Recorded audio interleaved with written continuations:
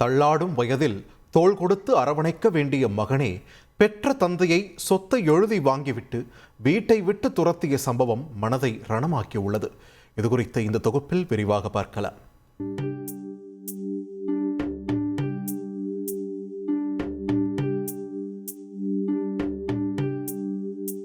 கன்னியாகுமரி மாவட்டம் குலசேகரம் மலவிளை தோட்டங்கரை பகுதியில்தான் இப்படி ஒரு சம்பவம் அரங்கேறியிருக்கிறது. இங்கு கூலி தொழிலாளி மனோகரன் என்பவர் வசித்து வருகிறார். 76 வயதான இவரது மனைவி 24 ஆண்டுகளுக்கு முன்பே இறந்துவிட்டார். இந்த நிலையில் மனோகரனுக்கு ஒரு மகளும் 2 மகன்களும் உள்ளனர்.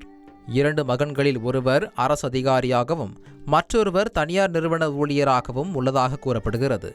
இந்த சூழலில்தான் சொத்துக்களை பறித்து கொண்ட மகனால் வயதான தந்தை ஒருவர் கொட்டும் மழைக்கு நடுவே சொந்த வீட்டை இழந்திருக்கிறார். போலீஸாரங்க சொன்னாங்க, அவருக்கு செல்லு வாங்கி கொடுங்கன்னு சொன்னார். செல்லு வாங்கி கொடுக்கல.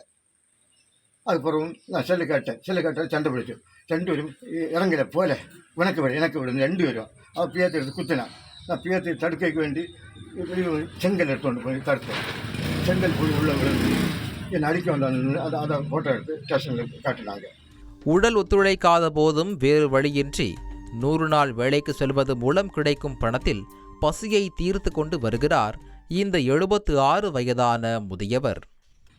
அவன் என்னை அடிச்செடுத்து இந்த படிக்கடி சவிட்டு தள்ளலாம். இங்கே உனக்கு அவனே இறங்கல வெளியில், எனக்கு வீடாக்கும் என்ன இல்லை சம்பவம். அது ஒரு வாரம் ஆயில கிடந்தேன். அந்த வராந்தியில் கிடந்தப்புறம் அங்கே பயங்கர மழை, நானேயும் கால் நீட்டி கிடக்க முடியாது. அதுக்கப்புறம் தலைவரெல்லாம் சேர்ந்து எடுத்து இதை கிடக்கு.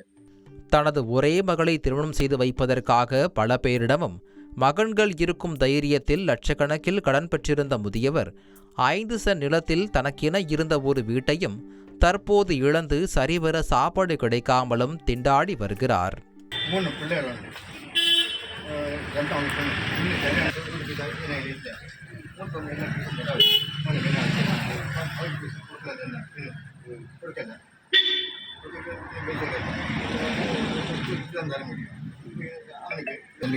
அது பஞ்சாயத்து விடாத இருந்தது.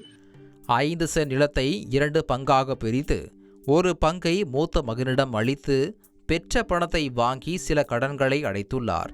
இதனிடையே வீட்டின் மற்றொரு பங்கில் இளைய மகன் மனைவியோடு வாழ்ந்து வந்த நிலையில் வீட்டை சீரமைக்க வேண்டும் என கூறி பட்டாவை பெயர் மாற்றம் செய்ததாக கூறப்படுகிறது.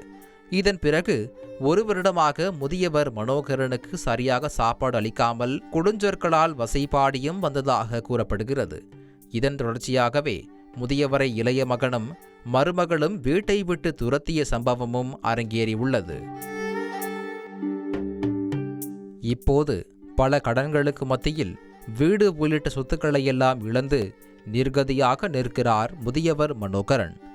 இதையெல்லாம் கண்ட ஊராட்சி மன்ற தலைவர் உள்ளிட்ட பொதுமக்கள் பலரும் தற்போது அப்பகுதியில் தார்பாய் செட் அமைத்து சாப்பாடும் அளித்து வருகிறார்கள். இந்த விவகாரத்தில் சப் கலெக்டர் உடனே தலையிட்டு பட்டாவை ரத்து செய்து வாழ்நாள் முழுவதும் மீண்டும் தானே அனுபவிக்க விரைந்து நடவடிக்கை எடுக்க வேண்டுமென முதியவர் மனோகரன் கோரிக்கை விடுத்துள்ளார். செய்திகளை உடனுக்குடன் தெரிந்து கொள்ள உடனே சப்ஸ்கிரைப் பண்ணுங்க.